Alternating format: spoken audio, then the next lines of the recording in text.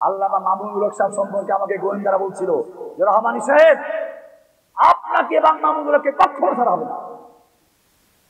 কেন? কি করলাম আমরা? মামুনুল হক সাহেব আমাদের নেত্রী কলিজায় আঘাত করেছে। বলবেন না কি বলেছে? মামুনুল হক সাহেব বলছিল না মূর্তি তৈরি করে ভেঙ্গে চুরে বুড়ি গঙ্গায় বসে হবে। এটা মারাত্মক কথা। ওনার বাবার ব্যাপারে এত বড় কথা, ওনার কলিজা আঘাত লেগেছে। ছোড়া নেই যায়, ছাড়া হবে না। আচ্ছা বুঝলাম মামুনুল সেটা করেছে, আমি কি করলাম? আমি করেছি যেটা সেটা আরো মারাত্মক। উনি একটা চেতনা তৈরি করার চেষ্টা করেছিলেন, জাগরণ কি জানি মুক্তিযুদ্ধের চেতনা। আর সেই চেতনা তৈরি করার জন্য কিছু কুলাঙ্গার তৈরি করেছিল, আল্লাহর নবীকে গালিগালাজ করে, আল্লাহর নবীর বিরুদ্ধে অপপ্রচার করে, মানুষের অন্তরের ভিতরে আল্লাহর নবীর বিরুদ্ধে বিদ্বেষ সৃষ্টি করার জন্য জসিমুদ্দিন রহমানের এক লেকচারে সবগুলো বর্তার হয়ে গেছে। একজন লোক যখন নিজেকে মুসলিম বলে দাবি করে তাকে প্রথমেই পাঠ করতে হয় লা ইলাহা ইল্লাল্লাহ। দুইটা সাক্ষী দিতে হয়। এই দুই সাক্ষী যদি না দেওয়া হয় তাহলে সে মুসলিম হতে পারে না। দুই সাক্ষী না দিলে তার আযান হয় না, দুই সাক্ষ্য না দিলে তার ইকামত হয় না, দুই সাক্ষ্য না দিলে জুমার খুতবা হয় না। দুই সাক্ষ্যটা কি? আশহাদু আল্লা ইলাহা ইল্লাল্লাহ একটা সাক্ষ্য, ওয়া আশহাদু আন্না মুহাম্মাদান আবদুহু ওয়া রাসূলুহু সাল্লাল্লাহু তাআলা আলাইহি ওয়া আলা আলিহি ওয়া সাল্লাম। কয় সাক্ষী হলো? প্রথম সাক্ষী সম্পর্কে বলা হয়, যদি আপনাকে প্রশ্ন করা হয় আইয়ুশ শাহাদা আকবার, সবচেয়ে বড় সাক্ষ্য কোনটি, আপনি কি বলবেন? কোরআনে প্রশ্ন আছে, কুল আইয়ু শাইইন আকবারু শাহাদা, বলো তো সবচেয়ে বড় সাক্ষ্য কোনটি? কি বলা হয়েছে? সাক্ষ্য শাহাদা কোনটি? লা ইলাহা ইল্লাল্লাহ। সাক্ষ্য দিতে গেলে বুঝে শুনে দিতে হয় না, না বুঝে দিলেও চলে? আপনি আদালতে গেলেন, আদালত জিজ্ঞেস করলো তুমি কে? সাক্ষর কাঠগড়া দাঁড়িয়ে আছে, বললো আমি এই মামলার একজন সাক্ষী। বলো কি জানো? কিসের মামলা এটা? তা তো জানি না। এটা মার্ডার মামলা, কে খুন করেছে তা জানি না, কারে করেছে তা জানি না। কি বলবেন? এই পাগল, এটা পাগলা কারো দিনে এত ঢুকায়। না বুঝে সাক্ষী হয় না। কি হয় না? তাহলে যদি দুনিয়ার আদালতে সাক্ষ্য দিতে গেলে না বুঝে সাক্ষ্য হয় না, যেই সাক্ষ্য হচ্ছে সবচেয়ে বড় সাক্ষ্য আকবারু শাহাদা, যেই সাক্ষ্য ছাড়া একজন লোক মুসলিম হতে পারে না, যেই সাক্ষ্য দেওয়া ছাড়া আযান ইকামত হয় না, যেই সাক্ষ্য দেওয়া ছাড়া খতিবের খুতবা হয় না, সেই সাক্ষ্য না বুঝলে চলবে।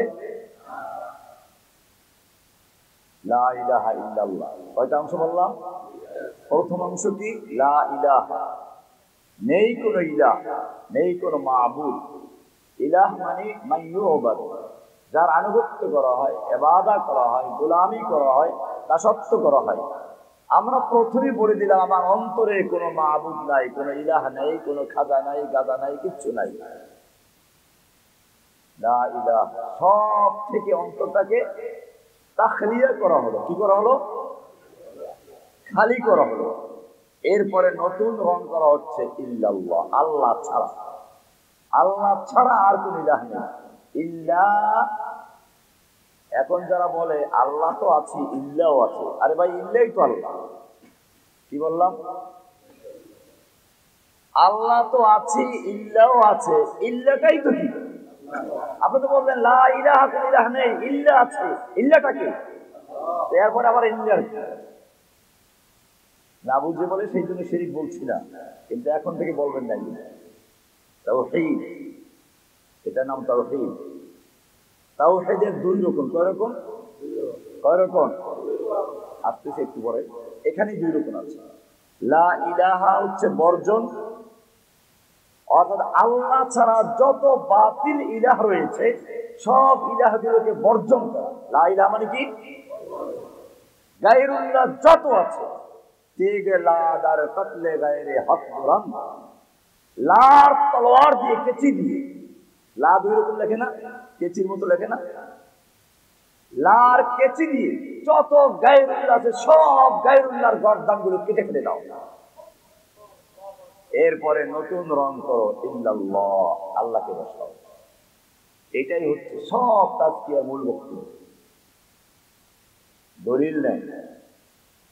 আল্লাহর রাসূল সাল্লাল্লাহু আলাইহি সাল্লামের যে হাদিস জিবরাইল নামে প্রসিদ্ধ হাদিস, বিস্তারিত বলতে যাব না, ওখানে আছে মাল ইহসান। জিবরাইল প্রশ্ন করলেন, ইহসান কি জিনিস বলুন। আল্লাহর রাসূল উত্তর দিলেন, কি উত্তর দিয়েছিলেন? আন তা'বুদাল্লাহা কাআন্নাকা তারাহ, তুমি আল্লাহর ইবাদত করো এমন ভাবে যেন তুমি আল্লাহকে দেখতে পাচ্ছ, যেন তুমি ফাইন লাম তাকুন তারাহু, যদি তুমি আল্লাহকে দেখতে না পাও, যদিও তুমি আল্লাহকে দেখতে পাচ্ছ না, ফাইন্নাহু ইয়ারাকা, তিনি তোমাকে অবশ্যই দেখতে পাচ্ছেন, তিনি তোমাকে। অন্ধ হাফেজরা ভালো হাফেজ কেন হয় জানেন? চৌকলারা দেখতে পায় হুজুর আছে কিনা, হুজুর নাই দুষ্টুমি করা শুরু করে দেয়। আর অন্ধ চিন্তা করে যে হুজুর সবসময়ের জন্য আসে, কখন গেল তাকে ও দেখে, সেজন্য ও মনে করে হুজুর এখনো বসে আছে, এজন্য সবসময় পড়াশোনা করে। এই কারণে অন্ধ হাফেজদের ওরা কখনো ভুলে না। দ্বিতীয়টা তাহলে গুরুত্বপূর্ণ বেশি, আন তা'বুদাল্লাহা কাআন্নাকা তারাহু, তুমি আল্লাহর ইবাদত এমন ভাবে করো, এমন ভাবে আল্লাহর দাসত্ব করো, গোলামি করো, সর্বক্ষেত্রে, ব্যক্তি জীবনে, পারিবারিক জীবনে, সামাজিক জীবনে, রাষ্ট্রীয় জীবনে, আন্তর্জাতিক জীবনে, যেখানে থাকো, অফিসে থাকো, আদালতে থাকো, সব জায়গায় তুমি আল্লাহর গোলামি করো, আল্লাহর দাসত্ব করো। কেমন ভাবে? আন তা'বুদাল্লাহা কাআন্নাকা তারাহু, যেন তুমি আল্লাহকে দেখতে পাচ্ছ। ফাইন লাম তাকুন তারাহু, যদিও তুমি আল্লাহকে দেখতে পাচ্ছ না, ফাইন্নাহু ইয়ারাক, তিনি তোমাকে দেখতে পাচ্ছেন। কয়টা অংশ হচ্ছে? একটা হচ্ছে গায়রুল্লাহকে বর্জন, আর একটা হচ্ছে আল্লাহকে গ্রহণ। প্রথমটা তাখলিয়া, প্রথমটা কি? খালি করা। দ্বিতীয়টা কি? তাহলিয়া, নতুন কালার করা। বিষয়টা ক্লিয়ার? এই হচ্ছে তাওহীদের দুই রকম। কয় রকম? এবারে কোরআন থেকে দলিল। সূরা বাকারার 256 নম্বর আয়াত, আল্লাহ বলছেন, লা ইকরাহা ফিদ্দীন ক্বাদ তাবায়্যানার রুশদু মিনাল গায়য়্যি ফামান ইয়াকফুর বিত-তাগুত ফামান ইয়াকফুর বিত-তাগুত, যে ব্যক্তি তাগুতকে বর্জন করলো, কুফর করলো, প্রত্যাখ্যান করলো, কাকে প্রত্যাখ্যান করলো? ওয়া ইউমিন বিল্লাহি, আল্লাহর উপর ঈমান আনলো। কয়টা হলো? কুফর বিত-তাগুত, ঈমান বিল্লাহ। জোরে বলেন, কি কি? আবার বলেন। তাওহীদের কয় রকম? কি কি? দলিল কি? সূরা বাকারা 256 নম্বর আয়াত, ফামান ইয়াকফুর, এটা শর্ত, ফামান ইয়াকফুর বিত-তাগুত। তাগুত কি জিনিস? আপনি বর্জন করবেন, চিনলেনই না, লাভ হবে কিছু? কাকে বর্জন করবেন? তাগুত, তগা, ইয়াতগা, সীমা অতিক্রম করা। মূলত পানির যে বিপদ সীমা আছে, পানির একটা নির্দিষ্ট সীমা আছে, নদীতে এই পরিমাণে চলবে, ওর থেকে যদি পানি বেড়ে যায় তাকে বলা হয় কি? বিপদ সীমা অতিক্রম করে ফেলেছে। এটাকে আরবিতে বলে তগা। কি বলে? তগা। কোরআনের সূরা নূহ সম্পর্কে, নূহ আলাইহিস সালাম সম্পর্কে বলা আছে, ইন্না লাম্মা তাগাল মাউ হামালনাকুম ফিল জারিয়া, যখন পানি তাগুত হয়ে গেল, মানে সীমা অতিক্রম করলো, আমি তখন তোমাদেরকে নৌকায় চড়ালাম। তার তগা শব্দের অর্থ কি? সীমা অতিক্রম করা। আর এই সবচেয়ে বেশি যে অতিক্রম করে তাকে বলে তাগুত। কি বলে? তাহলে এখানে কিসের সীমা অতিক্রম করলো? সোজা কথা হচ্ছে, মানুষের একটা সীমানা আছে, সে আব্দ, সে দাস, সে গোলাম। কার? আমরা কার গোলাম? শুধু আমরা না, নবীরাও? এই জন্য বলতে হয় ওয়াশহাদু আন্না মুহাম্মাদান, কাজী মোহাম্মদ খোদা না, কি না? একদল বেদাতি আছে, মোহাম্মদ খোদা নেহি, খোদা সে জুদা নেহি। মোহাম্মদ খোদা নয় রে, খোদার থেকে জুদা নয়। বাতির আলো বাতি নয় রে, বাতির থেকে জুদা নয়। বেদাতির কথা বলেন না, এমন ভাবে বলে যে মানুষ শিরকের মধ্যে লিপ্ত না হয়ে পারে। অথচ একটু আগে সাক্ষী দিল কি ওয়াশহাদু আন্না মুহাম্মাদান। মানুষের মধ্যে সবচেয়ে বড় স্তর হচ্ছে আব্দ হওয়া। কার আব্দ? আমরা গোলাম, আমরা দাস। আমি কোনো খাজা বাবার গোলাম না, কোনো গাজা বাবার গোলাম না, কোনো ল্যাংটা বাবার গোলাম না, কোনো দরগা বাবার গোলাম না, কোনো দুর্গা বাবার গোলাম না। গোলাম কার? ওয়াশহাদু আন্না মুহাম্মাদান আবদুহু ওয়া রাসূলুহু। এই কারণেই আল্লাহ তাআলা যখন স্বীয় রাসূলকে মেরাজ নিলেন, রাসূলের সবচেয়ে মর্যাদার বিষয় হচ্ছে কি? মেরাজ। সেই মেরাজের আলোচনা করতে গেলে আল্লাহ ওই সিফাতটা উল্লেখ করেছেন। নবী বলেন নাই, রাসূল বলেন নাই সুবহানাল্লাযী আসরা বিআবদিহি, মা ক্বালা সুবহানাল্লাযী আসরা বিনবিয়্যিহি ওয়া মা ক্বালা সুবহানাল্লাযী আসরা বিরাসূলিহি। আল্লাহ রাব্বুল আলামিন তার নবীর মেরাজ আলোচনা করতে গিয়ে বলেন নাই যিনি তার বান্দা, যিনি তার রাসূলকে রাতে ভ্রমণ করিয়েছেন, যিনি তার নবীকে নাই, সব বলেন নাই। তিনি বলেছেন কি? সুবহানাল্লাযী আসরা বিআবদিহি, যিনি তার আব্দকে, গোলামকে, দাসকে রাতের বেলায় ভ্রমণ করিয়েছেন। তাহলে এখানেও আব্দ শব্দ আসলো। এই জন্য বান্দার সবচেয়ে মর্যাদাপূর্ণ এবং সর্বোচ্চ মর্যাদার স্তর হচ্ছে কি? আব্দ হওয়া। কার আব্দ?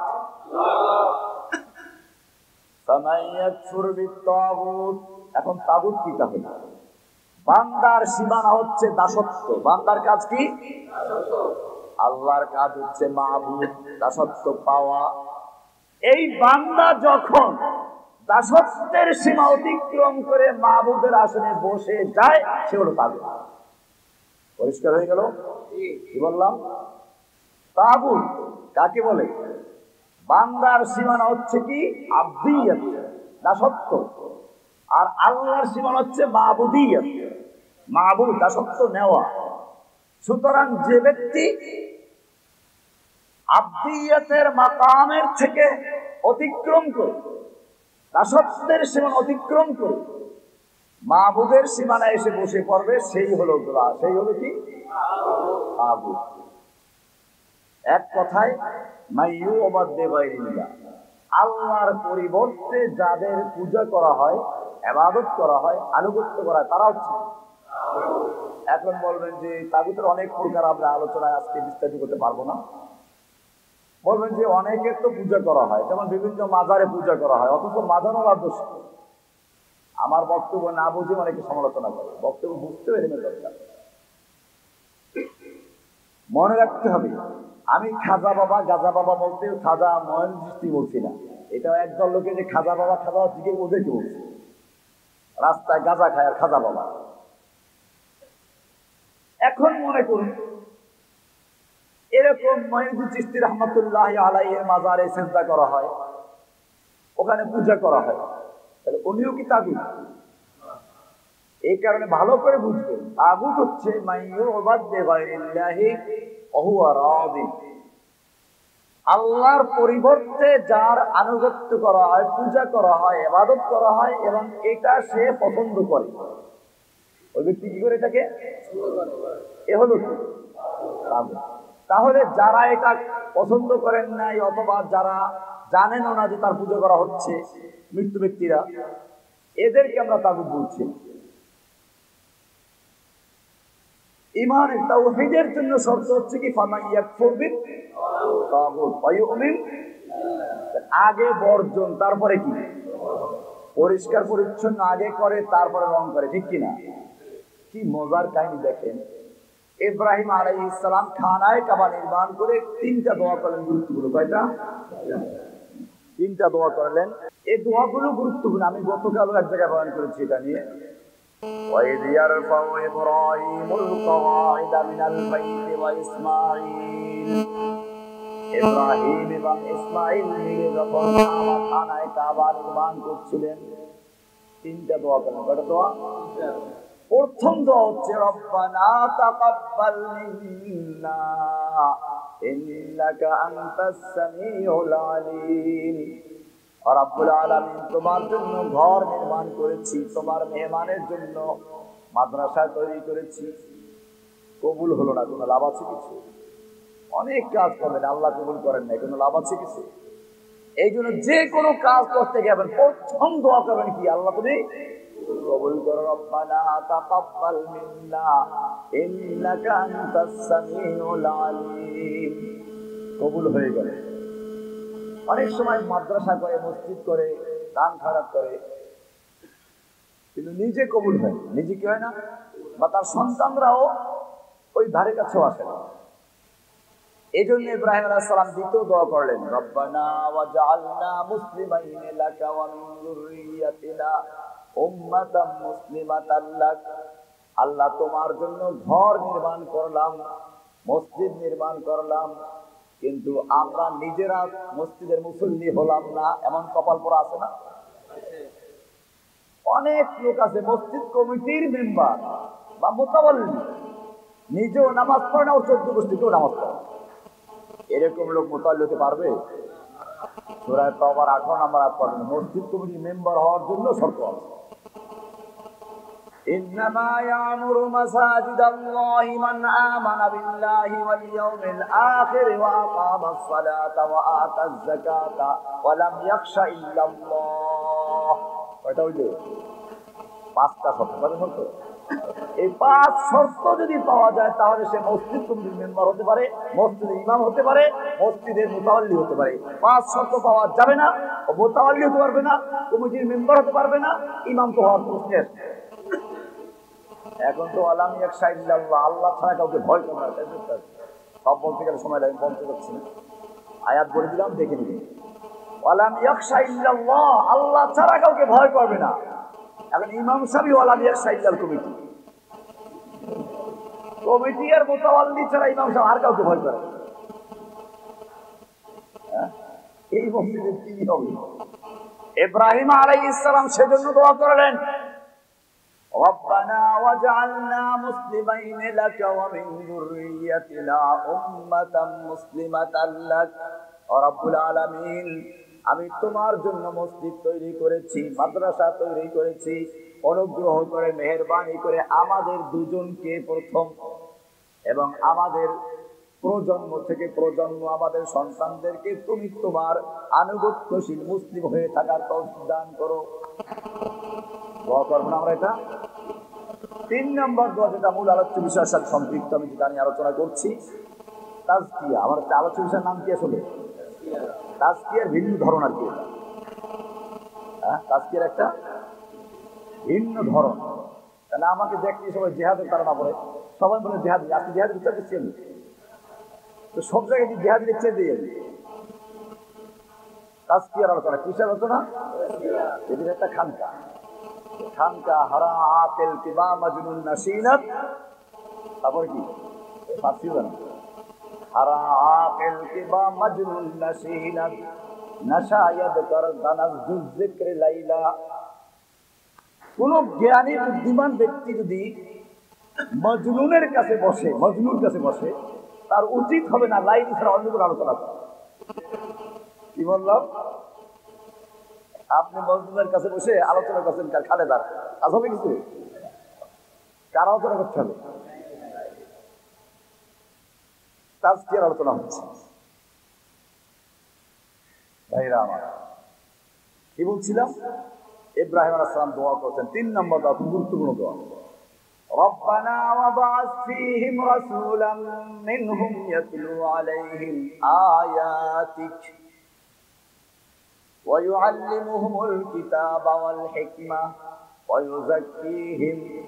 ও রব্বুল আলামিন, আমি তোমার জন্য মসজিদ নির্মাণ করেছি, মাদ্রাসা নির্মাণ করেছি, এই মাদ্রাসার জন্য শিক্ষকের প্রয়োজন, উস্তাদের প্রয়োজন, ইমামের প্রয়োজন। রব্বানা ওয়াবআস ফীহিম রাসূলাম মিনহুম ও রব্বুল আলামিন, তুমি আমার সন্তানদের মধ্যে তাদের থেকে একজন রাসূল পাঠাও, রাসূল পাঠাও মিনহুম, তাদের থেকে।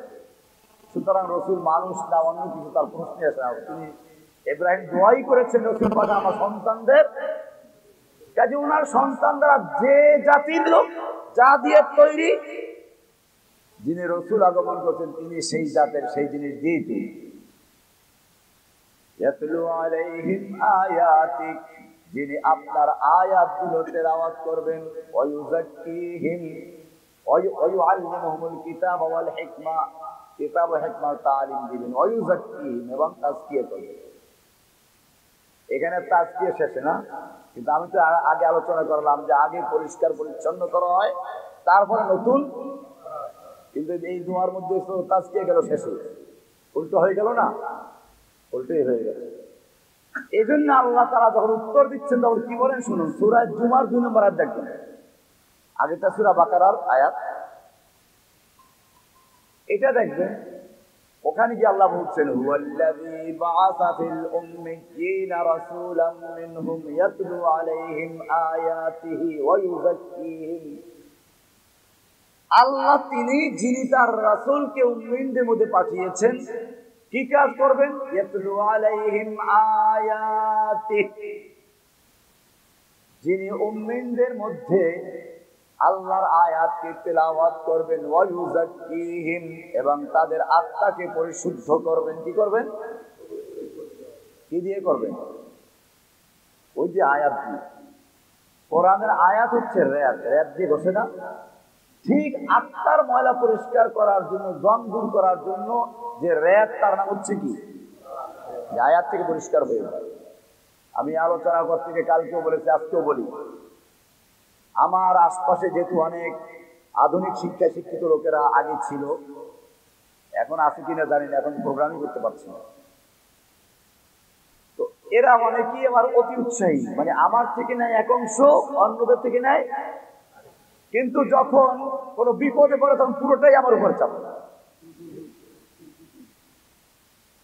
এটা মনে রাখবেন, আমি কখনো বলি নাই যে না বুঝে কোরআন পড়লে কোনো সওয়াব হবে না। এটা বলেছি কোনো লেকচারে, কোন লেখার মধ্যে লিখেছি, আমার আগের লেকচারও আছে। তেলাওয়াত না বুঝে করলেও সওয়াব। কি বললাম? দলিল এই আয়াত, ইয়াতলু আলাইহিম আয়াতি, যার প্রথম কাজ হচ্ছে কোরআনের আয়াত তেলাওয়াত করা, এটা স্বতন্ত্র কাজ। এটার সঙ্গে বুঝা না বোঝার সম্পর্ক নেই। ইয়াতলু আলাইহিম আয়াতি, এরপরে ওয়ায়ুযাক্কিহিম, কোরআনের আয়াতের মাধ্যমে, কোরআনের তেলাওয়াতের মাধ্যমে, কোরআনের তেলাওয়াত আয়াতের র‍্যাদ দিয়ে ঘষে ঘষে ওয়ায়ুযাক্কিহিম, তাদের অন্তরকে পরিশুদ্ধ করবে, আত্মাকে পরিচ্ছন্ন করবে, পরিষ্কার করবে, সমস্ত শিরক বিদআত থেকে, দুনিয়ার সমস্ত লোভ লালসা থেকে, যত রকম আত্মার রোগ আছে সবকিছু। আমার তাজকিয়াতুন নফুসের বইও আছে, তাজকিয়াতুন নফুস নামে একটা বই আছে আমার, এখন আছে কিনা জানি না, ছিল। ওয়ায়ুযাক্কিহিম, তাজকিয়া করলো, পরিচ্ছন্ন করলো, এরপরে নতুন কালার হবে কি দিয়ে? ওয়ায়ুআল্লিমুহুমুল কিতাবা ওয়াল হিকমা, কিতাব ও হিকমা দ্বারা নতুন কালার করা হবে। পরিষ্কার হয়ে গেল যে তাওহীদের মূল ভিত্তি হচ্ছে দুইটা। কয়টা? যত গায়রুল্লাহ আছে, সমস্ত গায়রুল্লাহ থেকে অন্তরকে পরিচ্ছন্ন করে একমাত্র আল্লাহকে বসানো। আমার সব কাজ হবে কার জন্য? এবারে কুল ইন্না সালাতি ওয়া নুসুকি ওয়া মাহইয়ায়া, তারপর কি? ওয়া মামাতি লিল্লাহি রাব্বিল আলামিন। কুল ইন্না সালাতি ওয়া নুসুকি, বলো আমার সালাত, আমার কুরবানি, আমার ত্যাগ, ওয়া মাহইয়ায়া, আমার জীবন, ওয়া মামাতি, আমার মৃত্যু, সব কিছু কার জন্য? লিল্লাহি রাব্বিল আলামিন, গোটা জগৎ সমূহের যিনি রব সে আল্লাহর জন্য। আমরা দাসত্ব করবো কার? কার গোলাম? এবারে আরেকটা সব আপনাদের জানা ওয়াজ থেকে বয়ান করছি। সূরা ফাতিহা মুখস্থ নাই কার কারণে? সবাই মুখস্থ আছে। কবে মুখস্থ করেছেন তা বলতে পারবেন? হাদিয়াতুম মিনাল্লাহ। সূরা ফাতিহাটা হচ্ছে স্বয়ং আল্লাহর পক্ষ থেকে একটা বিশেষ উপহার, যা মুখস্থ করার জন্য কোনো সময় লাগে না। পরিবারটা মুসলিম হলে অটোমেটিক মুখস্থ হয়ে যায়। পরিবারে যদি সালাত কেউ আদায় করে, ওই ঘরের বাচ্চা বাচ্চা সূরা ফাতিহা এমনি মুখস্থ করে ফেলে। কেন এই সূরাটা? এই সূরাকে বলা হয় উম্মুল কোরআন, কোরআনের মা। কবে জননী না, কোরআন জননী।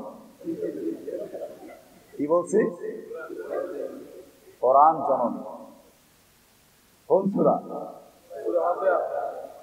সূরা ফাতিহাকে বলা হয় উম্মুল কোরআন।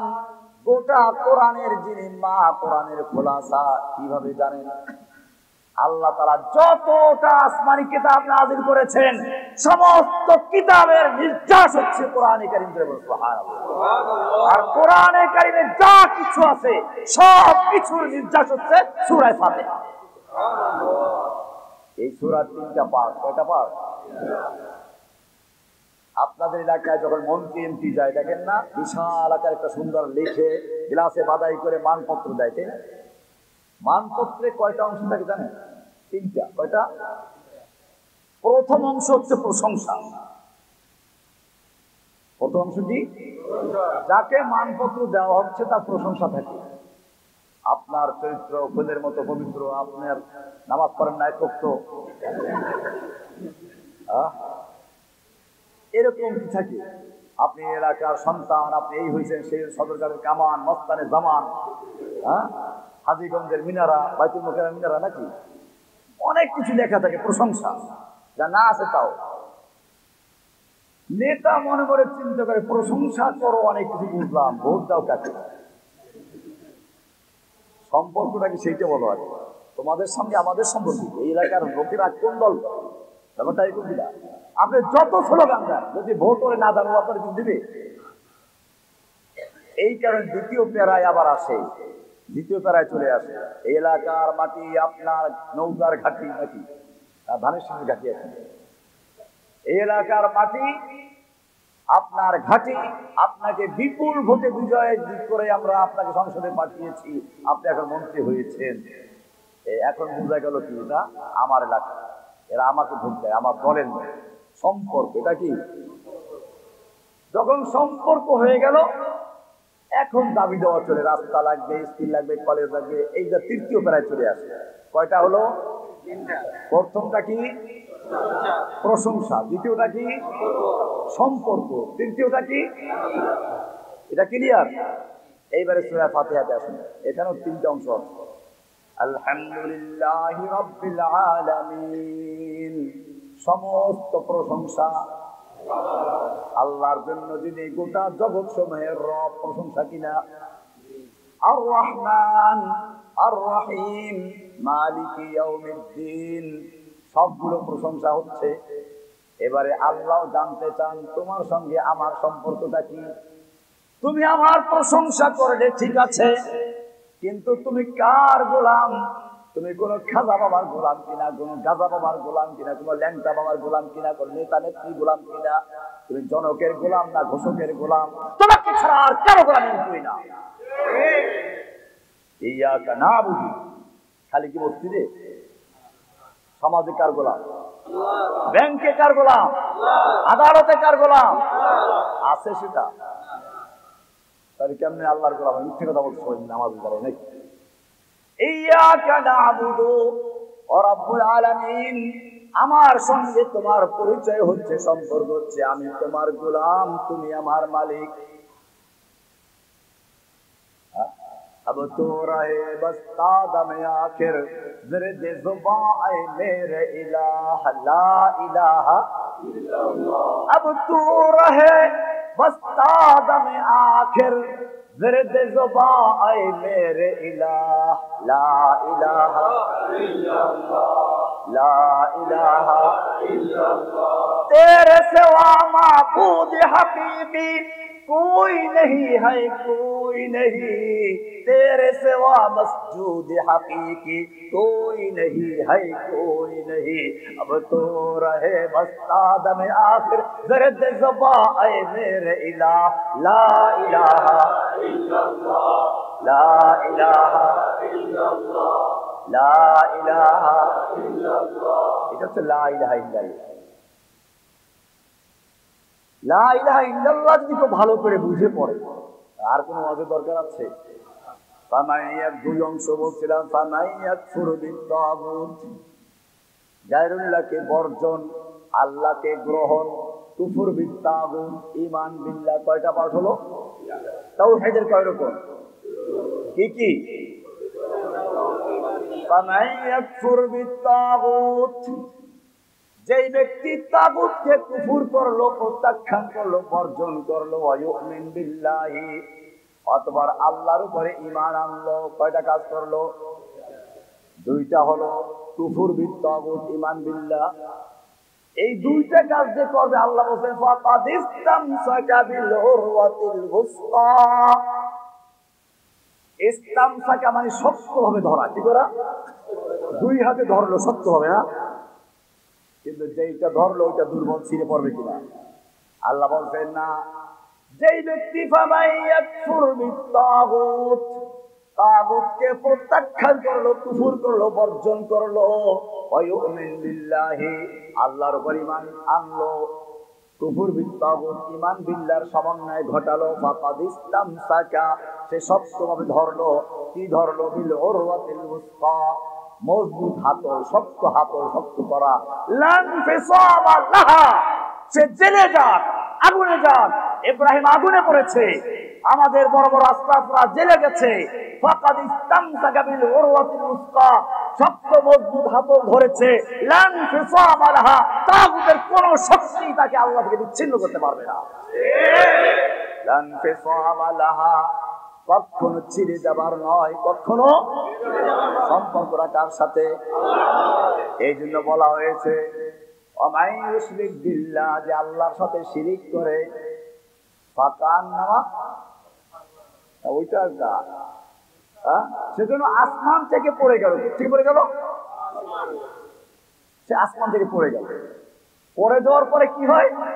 ফাতাখতাফুহু তায়র, তাকে পাখি ছো মেরে নিয়ে গেল। আও তাহবিবির রিহ ইলা মাকানিন সাহিব, আয়াত আমার এলোমেলো হয়ে যাচ্ছে। অনেক দূর থেকে বাতাস উড়িয়ে নিবে। এর মানেটা কি জানেন? আল্লাহর সঙ্গে যার সম্পর্ক থাকে না, তার দুইটা দিক থাকে। হাররা মিনাস সামা ফাকান্নামা, সে আসমান থেকে পড়ে গেল, আল্লাহর সঙ্গে রজ্জু তার ছিঁড়ে গেছে, ফেসাল হয়ে গেছে। ফেসাল হয়ে যাওয়ার পরে কি হবে? এখন দুটো হতে পারে। এক হচ্ছে তাকে নাস্তিকরা ছো মেরে নিয়ে গেছে, ইহুদি খ্রিস্টানরা ছো মেরে নিয়ে গেছে, মহান কুপের দরবারে গিয়ে আত্মসমর্পণ করে, বুঝলেন না?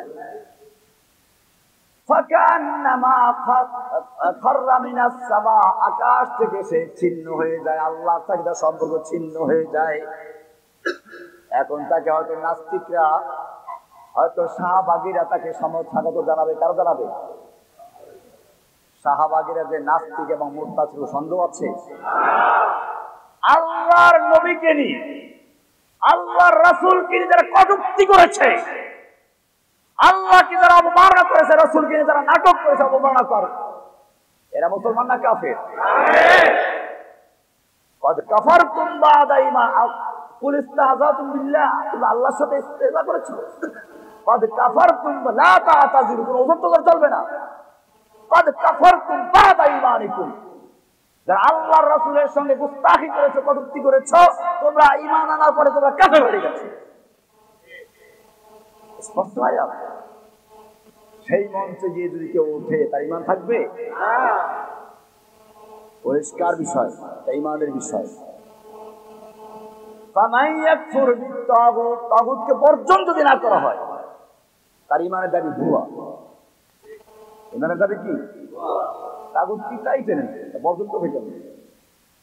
فمن يكفر بالطاغوت ويؤمن بالله فقد استمسك بالعروة الوثقى মজবুত হাত ধরলো লান ফিসামা লাহা, যা কখনো ছিঁড়ে যাবে না। এর উল্টা হলে ছিঁড়ে যাবে না। ছিঁড়ে যাওয়ার পরে কয়টা হতে পারে? কি কি? হয়তো তাখতাফুহু তায়র, পাখিটাকে ছো মেরে নিয়ে যাবে। এই পাখিগুলো কারা? নাস্তিক মুরতাদরা, তাকে তার দলে নিয়ে যাবে। অথবা আও তাহবিবিহি রিহা মাকানিন সাহিহ, অথবা বাতাস তাকে দূরে কোথাও উড়িয়ে নিয়ে যাবে। বাতাসে জনবিচ্ছিন্ন হয়ে যাবে, ইসলামের থেকে দূরে সরে গিয়ে সে হারিয়ে যাবে, পাগল হয়ে যাবে। সে কোন দলের সাথে নেই, কোন ইসলামের কোন সম্পর্ক নেই, মুসলিমদের সাথে সম্পর্ক নেই। সে আস্তে আস্তে পাগল হবে, বাউলদের দরবারে যাবে। এবার তো বুঝতে পারছেন লাইন কয়টা? একটা হচ্ছে কি নাস্তিক মুরতাদদের দলে চলে যাওয়া, আর একটা হলো বাউল হয়ে যায়। আল্লাহ সুবহানাহু ওয়া তাআলা আমাদেরকে হেফাজত করে, আমিন। এই বিষয়গুলো কোরআনে আরেকটা আয়াত আসছে, এটা খুব গুরুত্বপূর্ণ বিষয়। তাজকিয়ার বড় অংশই হচ্ছে এটা, যে গায়রুল্লাহকে, তাগুতকে অন্তর থেকে সরিয়ে দেওয়া, আল্লাহকে ধারণ করা। এটা সূরা নাহলের 36 নম্বরে আরো সুন্দর করে বলা আছে, ওয়ালাকাদ বাআসনা ফি কুল্লি উম্মাতিন রাসূলা, আমি সব জাতির কাছে রাসূল পাঠিয়েছি। সব জাতির কাছে কি দাওয়াত দেওয়ার জন্য? আনে ইবুদুল্লাহ ওয়াজতানিবুত তাগুত, তোমরা এক আল্লাহর ইবাদত করো, তাগুতকে বর্জন করো। কাকে বর্জন করো? বোঝা গেল তাগুতকে বর্জন না করা পর্যন্ত ঈমান কি হয় না। তাগুত কারা সেটা অনেক বিস্তারিত বিষয়, আমার বই আছে, লেকচার আছে এর উপরে, ওখান থেকে জেনে নেবেন। তাগুতের মধ্যে একটা হচ্ছে আত্মা, এটা কি নফস, নফসে আম্মারা, এটাও তাগুত। ইন্নান নাফসা লাআম্মারাতুম বিসসু, মনের পূজা করা, আল্লাহর পরিবর্তে যার পূজা করা হয়, যার কথা মানা হয়, সেই কি? তাহলে আমরা যখন ফজরের নামাজের টাইম হয়ে যায় ঘুমিয়ে থাকি, আল্লাহর হুকুম হচ্ছে উঠো, হাইয়া আলাস সালাহ, আস-সালাতু খায়রুম মিনান নাওম, নফস বলছে ঘুমিয়ে থাকো। আপনি আল্লাহর হুকুম না মেনে নফসের গোলামি করলেন, আপনার মাবুদ কি হলো? নফস। আফারাইতা মান ইত্তাখাযা ইলাহাহু হাওয়াহু, তুমি কি দেখো নাই যে তার নিজের হাওয়াকে, নফসকে আল্লাহ বানিয়েছে? তার নফস কি হয়? আল্লাহ হয়। নফস কি হয়? মাবুদ হয়, তাগুত হয়। অনেক তাগুতের একটা নফস, নফসে আম্মারা, হাওয়া, প্রবৃত্তি। এই কারণে মনে রাখতে হবে, আজকে আমাদের সমাজে ইখলাস নিয়ে আলোচনা, কি নিয়ে আলোচনা হয়? গতকালের আলোচনা আপনারা শুনে নেবেন, পারলে নেটে পাওয়া যাবে। ওখানে আমি আলোচনা করেছিলাম যে অনেকে দাবি করে ইখলাস, ইখলাস উল্লেখ করে পারবার না। বলতে হবে সবচেয়ে বড় ইখলাস তার মধ্যে কমিয়ে আছে। আশরাফ আলী থানভী রাহমাতুল্লাহ আলাইহির দরবারে বসে একজনে দুনিয়ার খুব সমালোচনা করছিলেন, দুনিয়া ইয়ে হয়, দুনিয়া ও হয়। उन्हीं थामाई बोलें मुझे मालूम होता है कि इस मस्जिद में तुझसे बड़ा कोई दुनियादार नहीं है। আমার মনে হচ্ছে তোমার চেয়ে বড় দুনিয়াদার কেউ নেই। কারণটা কি? কারণ যে যাকে ভালোবাসে তার নাম অত বারবার উল্লেখ করে। তো তুমি এই মসজিদে যতবার দুনিয়ার নাম উল্লেখ করেছো, এতে মনে হচ্ছে দুনিয়ার প্রেম তোমার সবচেয়ে বেশি আছে। ব্যাপারটা বলেন নাই? হাফিজুর রহমাতুল্লাহ আলাইহি তো থানভী সাহেবের খলিফা। আমি আরো দুই খলিফার সংস্পর্শে ছিলাম। কয়জন? আমি এখান থেকে দেওবন্দে যাই, আমার সঙ্গে ছিল মুফতি মনসুরুল হক সাহেব দামাত বরকাতুহুম, আরেকজন ছিল আব্দুল সত্তার, সেও হযরতের খেলাফত পাইছিল। আব্দুল সত্তার মাওলানা আব্দুল নওয়াখের শহীদ আমার সঙ্গে ছিল। আমি এখান থেকে প্রথমে যাই থানভী রহমাতুল্লাহ আরেকজন খলিফা আবরারুল হক সাহেব দামাত রহমাতুল্লাহ আলাইহির দরবারে। সেখানে আমি রমজান মাস থাকি, শেষ দিকে দেওবন্দে চলে যাই। আরেকজন খলিফা পেয়েছি ওনার জালালাবাদে, কি নাম দিলেন? মসিহুল্লাহ খান সাহেব, থানভী সাহেবের খলিফা মসিহুল্লাহ খান সাহেব। তো আমি ওনাদের সংস্পর্শ পেয়েছি আলহামদুলিল্লাহ। অনেক কাহিনী আছে, সেদিন গেলে অনেক গল্প ওই আছে। যেহেতু আজকে মসজিদটা ওই ধরনের, সেই জন্য কিছু গল্প করি। থানভী রহমাতুল্লাহ আলাইহির দরবারে একজন গেছেন, হুজুর আমি একটা স্বপ্ন দেখেছি। এই স্বপ্নটা আমি এক পীরের কাছে বলেছি, অর্থাৎ উনি এক পীরের মুরিদ হলেন। উনি কি করলেন? একজন পীরের তো দেখেন যে ওনার হাতে অনেক ময়লা, মুরিদের হাতে অনেক, পীর সাহেব চেটে চেটে খাচ্ছে। তো এটা দেখার পরে ওই পীর সাহেবকে জিজ্ঞেস করলেন যে হুজুর এই সত্য দেখলাম অর্থ কি? মাশাআল্লাহ, তোমার যত পাপ কিলোতে আছে আমি সব জিহ্বা দিয়ে চেটে চেটে পরিষ্কার করে দিয়েছি, তোমার অন্তর এখন সাদা হয়ে গেছে। কিন্তু ওনার মন ভরে নাই, উনি চলে গেছেন সোজা কার কাছে? আশরাফ আলী থানভী রাহমাতুল্লাহ আলাইহির কাছে। আশরাফ আলী থানভী রাহমাতুল্লাহ আলাইহির কাছে বলার পর তিনি বললেন, সর্বনাশ, তুমি কোনো নিশ্চয়ই কোনো ভণ্ড পীরের কাছে গেছো। তোমার উদ্দেশ্য পরিষ্কার আল্লাহকে পাওয়া, কিন্তু ওর উদ্দেশ্য যে তোমার সম্পদ, ওই ময়লা হচ্ছে সম্পদ, অর্থাৎ সে তোমাকে মুরিদ বানিয়েছে তোমার থেকে টাকা পয়সা চাটার জন্য। ব্যাপারটা বুঝেছেন কিছু? সে তোমাকে মুরিদ বানিয়েছে কিসের জন্য? তুমি অনেক সম্পদশালী মানুষ, এই তোমার সম্পদ তোমার টাকা পয়সা অর্জন করে তার মূল উদ্দেশ্য। আল্লাহ তোমাকে বাঁচিয়েছেন ওখান থেকে ফিরো। বলছিলাম ইখলাস, ইখলাস উল্লেখ করার জিনিস নয়, কি নয়? খেয়াল রাখবেন, কোরআনের যতগুলো সূরা, প্রায় সূরার নাম ওই সূরার মধ্যে পাওয়া যায়। সূরা ফালাক, সূরা ফালাকের মধ্যে আছে কিনা? আল ফালাক শব্দ সূরার মধ্যে আছে কিনা? সূরাতুন নাস, নাস শব্দ সূরার মধ্যে আছে কিনা? সূরা লাহাব, লাহাব শব্দ আছে কিনা? সূরা বাকারা, বাকারা শব্দ সূরা বাকারায় আছে কিনা? কিন্তু সূরা ইখলাস একটা সূরা আছে, ওই সূরার মধ্যে ইখলাস শব্দ আছে কেন নাই? আল্লাহ তাআলা বুঝিয়ে দিলেন, ইখলাস এমন এক জিনিস যা শব্দের মধ্যে উল্লেখ থাকে না। শব্দের মধ্যে যখন ইখলাস উল্লেখ হয়ে যায়, ওই ইখলাসকে আরো ইখলাস করতে হবে। কি বললাম? इखलास ऐसी चीज नहीं है जो मजकूर हो जिक्र किया जाए। जब इखलास मजकूर हो जाता है फिर वो इखलास भी इखलास की मोहताज है। কি বললাম? ইখলাস হচ্ছে এমন এক জিনিস যা উল্লেখ করা যায় না। কি করা যায় না? তাহলে ইখলাস মানে আল্লাহর জন্য করছি না, তবে আল্লাহ জানে না বলতে হবে নাকি?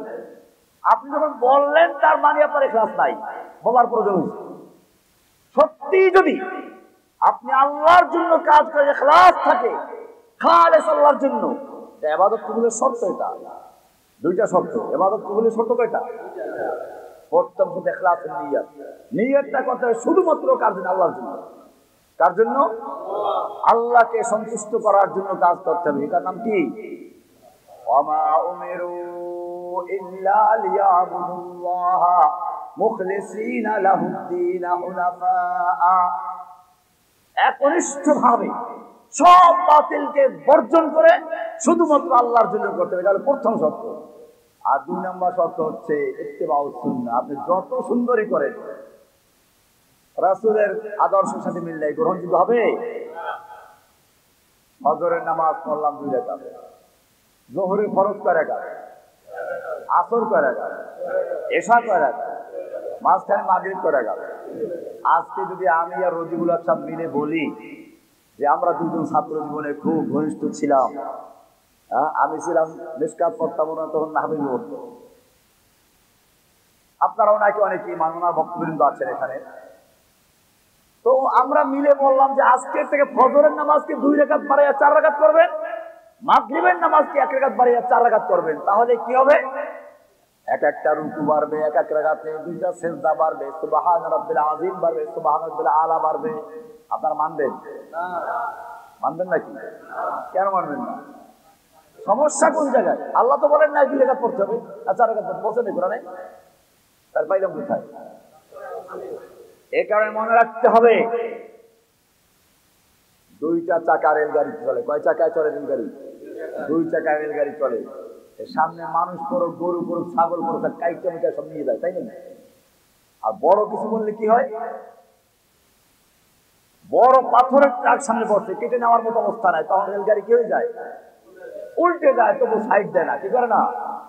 একজন মুমিনের জীবন হচ্ছে রেলগাড়ির মতো, তাওহীদ এবং রিসালাতের চাকায় চলবে, এর বিরুদ্ধে মুফতি দাঁড়াবে, মুহাদ্দিস দ্বারা পীর দ্বারা কেটে মেরে সব দিয়ে চলে যাবে। কোরআন এবং সুন্নাহ দিয়ে যাচাই করে পরিষ্কার। এটা लाइन पर तौहीद के गाड़ी चला, बोललाम लाइन पर तौहीद के गाड़ी चला, फिर उसी में रिसालत का डब्बा लगा। तौहीদের গাড়ি, রিসালাতের ডাব্বা পরিষ্কার থাকবে। এটা আশহাদু আল্লা ইলাহা ইল্লাল্লাহ ওয়া আশহাদু আন্না মুহাম্মাদান। মাগরিবের নামাজ 4 রাকাত কেন পড়বে না? আমি তো খারাপ কিছু বললাম না, ভালোই তো বললাম। রুকু বাড়বে, সিজদা বাড়বে, তুমি কেন পড়তে যাবে না? কারণ হচ্ছে একটাই, আল্লাহর হুকুম মানবো রাসূলের দেখানো তরিকায়। রাসূলের দেখানো তরিকার মধ্যে মাগরিবের নামাজ 3 রাকাত। যত বড় মুফতি সাহেব বলুক, যত বড় মুহাদ্দিস সাহেব বলুক, যত বড় আল্লামাতুল দাহার বলুক, যত বড় শাইখুল হাদিস বলুক, যত বড় যারা মুফতি পাওয়া লোক বলুক, মানা যাবে না। কারণ ইত্তেবা করব কার? শর্ত কয়টা? 2টা। কয়টা? ইখলাসুন নিয়ত, ইত্তেবাউস সুন্নাহ। কুল ইন কুনতুম তুহিব্বুনাল্লাহ। এখন কথায় কথা আসে, জেলখানায় কিছু পেয়েছি, বাইরে হয়তো আছে। এরা আবার আরো পণ্ডিত। বিশেষ করে আমি সাধারণ শিক্ষায় শিক্ষিত যারা, ইংরেজি শিক্ষিত যারা, তাদেরকে বলবো, আপনাদের আশপাশে কিছু লোক আছে, এরা কোরআন প্রেমিক। কি প্রেমিক? কোরআন ভালোবাসে। এমন কথা বলে, আল্লাহ কোরআনে বলেছেন ওয়াফাসসালনা কুল্লা শাইইন তাফসীলা। আল্লাহ কোরআনে সব বলে দিয়েছেন, সুতরাং হাদিসের দরকার নাই। বুঝছেন কিছু? আরো মারাত্মক বেয়াদবি। রাসূল হচ্ছে পিয়ন। কি? রাসূল মানে পিয়ন, মেসেঞ্জার। পিয়নের কাজ হচ্ছে চিঠি পৌঁছাইয়ে দেওয়া, আর কিছু না। কাজে রাসূলের কাজ হচ্ছে কোরআন পৌঁছে দেওয়া, পৌঁছাই দেওয়া, আর তার অন্য কিছু তার মানব না। কথা শুনতে পারে না? কিন্তু রাসূল কি খালি পিয়ন? ওই গাধা, তুই কোরআন বুঝছিস? কোরআনে পরিষ্কার বলা আছে, মাইয়ুতির রাসূল ফাকাদ আতা আল্লাহ। যে ব্যক্তি রাসূলের আনুগত্য করলো, ইতাআত করলো, সে আল্লাহর আনুগত্য করলো। পিয়নের কি আনুগত্য করে কেউ? পিয়ন কি আনুগত্য করে কেউ? পিয়ন চিঠি দিয়ে যায়, খোলার অধিকার নাই। আর রাসূল কি চিঠি দিয়ে চলে গেছে? রাসূলকে আল্লাহ বলছেন মাইয়ুতির রাসূল ফাকাদ আতা আল্লাহ। যেই ব্যক্তি রাসূলের আনুগত্য করলো, ইতাআত করলো, নমুনা অনুসরণ করলো, ফাকাদ আতা আল্লাহ, সে আল্লাহর আনুগত্য করলো। রাসূলের আনুগত্য করলো না, সে আল্লাহর আনুগত্য করলো না। বুঝা গেল রাসূলের আনুগত্য পাবো কোথায়? হাদিসে। কোথায় পাবো? সুতরাং যে হাদিস মানে না, সে কোরআনের আয়াতকেও মানে না। কোরআনের আয়াতকে যে মানে না, সে মুসলমানরা কাফের। কিসের আহলে কোরআন? এইসব সাধারণ কিছু লোক থাকে, এই লোকগুলো আমাদের দাওয়াত বদনাম হয়, তার মাঝে মধ্যে আমাদের মধ্যে সেও আসে। আমি পরিষ্কার বলে দিচ্ছি, যারা কোরআন মানার দাবি করে হাদিস মানে না, নাস্তিক বা মুরতাদদের জন্য যে শাস্তি, কোরআনের অনুসারী দাঁড়ি, আহলে কোরআন নামধারী, হাদিস অস্বীকারীদের সেই একই শাস্তি। স্পষ্ট করে বলা আছে, আল্লাহর আল্লাহ বলছেন, কুল ইন কুনতুম তুহিব্বুনাল্লাহ। হে নবী, আপনি বলে দিন, কুল ইন কুনতুম তুহিব্বুনাল্লাহ, তোমরা যদি আল্লাহকে ভালোবাসতে চাও তাহলে কি করো? রাসূলকে পিয়ন বলে উড়িয়ে দাও নাকি? তোমরা যদি আল্লাহকে ভালোবাসতে চাও তাহলে কি করো? ফাত্তাবিউনি, আমার ইত্তেবা করো। আমার কি করো? আল্লাহ বলছেন আপনি বলে দিন যে আমার ইত্তেবা করো, রাসূলের ইত্তেবা করো। তাবউন কাকে বলে? তাবিউন বলা হয় গরুর বাছুরকে। কাকে? সত্য ভূমিষ্ঠ গরুর বাছুরকেও তাবউন বলা হয়। কারণ কি জানেন? গরুর বাছুর তার মা যেদিকে যায়, বাছুরটা সেদিকে যায়। বাছুর চিন্তা করে না মা গিয়ে পিটার খাইলে আমি খাইতে, পরের খেতে গিয়ে মুখ দিলে পিটার খেতে না। মা যদি মার খায় আমারও খেতে হবে, বুঝেছে? তার কি মায়ের পিছিয়ে যায় আরেকটা করে খেতে মুখ দিতে? গরুর বাছুর চিন্তা করে না কোথায় যাচ্ছি, কি করছি, মা যেদিকে যায় সেদিকে যায়। আল্লাহ রাব্বুল আলামিন এখানে সেই শব্দ বলে দিয়েছেন, ফাত্তাবিউনি। তাবউন মানে কি হচ্ছে নকশে কদম পর চলনা, পদাঙ্ক অনুসরণ করা, কারো পায়ের চিহ্ন দেখে দেখে তারপরে চলা। এটাই বলা হয় ইত্তেবা। কি বলা হয় নাকি? আল্লাহ তাআলা বলছেন ফাত্তাবিউনি, সেজন্য তাকে বলে দিন সেজন্য আমার ইত্তেবা, রাসূলের ইত্তেবা করে। পিয়নের কি ইত্তেবা করা হয়? আমার ওই সব ভাইদেরকে বলবো যারা কোরআন মানার দাবি করো, তোমাদেরকে আমি ভালোবাসি, ঠিক আছে, তাড়িয়ে দিতে চাই না, এখনো ফিরে আসো। আপনাদের মাধ্যমেও সবাইকে দাওয়াত দিবেন, আপনারা যেখানে পাবেন দাওয়াত দিবেন আগে। কারণ অন্ধকারকে ঝাড়ু দিয়ে কুটিয়ে দূর করা যায় না, আলো দিয়ে। এই উদ্দিন সাহেবুল ইসলাম আদিলক সাহেব তিনি বলতেন যে অন্ধকারকে ঝাড়ু দিয়ে কুটিয়ে দূর করা যায় না, আলো দিয়ে। চালন হচ্ছে কোরআন। চালো কি? قد جاءكم من الله نور وكتاب مبين, আল্লাহর পক্ষ থেকে আলো এসেছে। আলোটা কি? কিতাবুম, স্পষ্ট বর্ণনাকারী কিতাব। বলছিলাম ইত্তেবায়ে রাসূল নিয়ে, কি নিয়ে? যে কোনো ইবাদত কবুল হতে শর্ত কয়টা? কি কি? ইখলাসুন নিয়ত, নিয়ত খালিস করা আল্লাহর জন্য। আর কি? ইত্তেবায়ে রাসূল। তো বলছিলাম ইখলাসুন নিয়ত নিয়ে মূলত আলোচনা ছিল, ইখলাস নিয়ে, তাজকিয়া নিয়ে। ফামান ইয়াকফুর বিত্তাগুত, সকল প্রকার তাগুতের আনুগত্য বর্জন করে, ওয়ায়ুমিন বিল্লাহি, যারা আল্লাহর উপর ঈমান আনে, ফাকাদ ইসতামসাকা বিল উরওয়াতিল উসকা, সে মজবুত হাতল ধারণ করলো। পরিষ্কার হয়ে গেল? তাগুতকে বর্জন করতে হবে, গ্রহণ করতে হবে। তাগুতকে বর্জন করা ছাড়া যদি কেউ আল্লাহর উপর ঈমান আনে যথেষ্ট হবে? সে ছিঁড়ে পড়বে। কি করবে? ছিঁড়ে না পড়ার জন্য শর্ত কয়টা? তাওহীদের রকম কয়টা? কি কি? এটার নাম হচ্ছে আল ওয়ালা ওয়াল বারা। আমাদের ভালোবাসার মাপকাঠি হবে কার সাথে? একজন আল্লাহওয়ালাকে জিজ্ঞেস করেছিল, আপনি এত সুন্দরভাবে কিভাবে চলেন, আল্লাহর নৈকট্য অর্জন করতে সক্ষম হলেন কিভাবে? খুব ভালো করে শুনুন।